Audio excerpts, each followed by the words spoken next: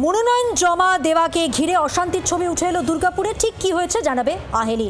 একেবারেই মধুমন্তী, দিকে দিকে অশান্তির ছবি সামনে আসছে। দুর্গাপুরের ছবি আপনাদের দেখাবো, যেখানে দুর্গাপুর পূর্বের বিজেপি প্রার্থী তিনি মনোনয়নপত্র জমা দেওয়ার পর মহকুমা শাসকের দপ্তরের সামনে একেবারে ঢাক ঢোল পিটিয়ে বাজিয়ে মিছিল হয়। আর সেই সময় তৃণমূলের তরফ থেকে পাল্টা স্লোগান। দেখুন পরিস্থিতি।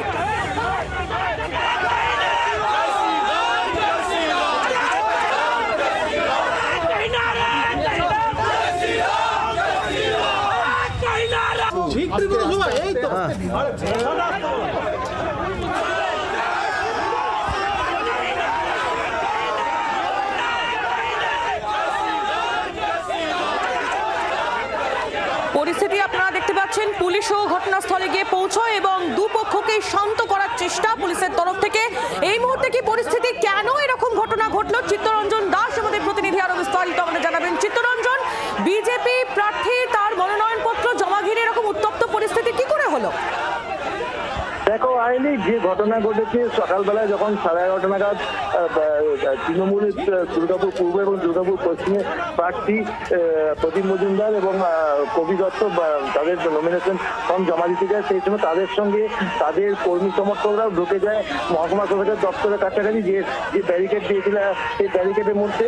এবং তারপর সেখানে কর্মীরা দাঁড়িয়ে থাকে। তারপর সেখানে যখন বিজেপি প্রার্থী দুর্গাপুর পূর্ব বিজেপি প্রার্থী চন্দ্রশেখর বন্দ্যোপাধ্যায় সেখানে যায়, সেখানে তাকে ঘিরে উত্তেজনা সৃষ্টি হয় এবং তাকে জয় বাংলা স্লোগান দিতে থাকে। পাল্টা স্লোগান বিজেপি কর্মীরাও দিতে থাকে জয় শ্রীরাম বলে। এবং সেই সময় বক্তব্য হচ্ছে চন্দ্রশেখর বন্দ্যোপাধ্যায় বিজেপি প্রার্থী যে এই এলাকায় যেখানে 144 আছে সেখানে কি করে তৃণমূল কর্মীরা ঢুকে যায় এবং তাকে ঘিরে এই স্লোগান দিতে থাকে। পুলিশ এবং প্রশাসন নির্বিকার এবং তাদের বিরুদ্ধে ব্যবস্থা নেওয়া, তাদের বিরুদ্ধে অভিযোগ জানায় বলে তিনি জানান। এবং তারপরে পাল্টা আবার চন্দ্রশেখর বন্দ্যোপাধ্যায় নমিনেশন জমা করার পর সেও তার কর্মী সমর্থক দিয়ে সেই এলাকা দিয়ে মিছিল করে যায়। একটা বিশাল উত্তেজনা সৃষ্টি হয়। তাহলে এখন পরিস্থিতি শান্ত, ঘটনাস্থলে পুলিশ আছে। নমিনেশন হয়ে যাওয়ার পর কিন্তু তার কর্মী সমর্থকদের নিয়ে তৃণমূল এবং বিজেপি সবাই চলে যায় এলাকা ছেড়ে। আইলি, ধন্যবাদ চিত্তরঞ্জন। নজর রাখো, চিত্তরঞ্জন দাস আমাদের প্রতিনিধি ছিলেন আমাদের সঙ্গে টেলিফোন লাইনে।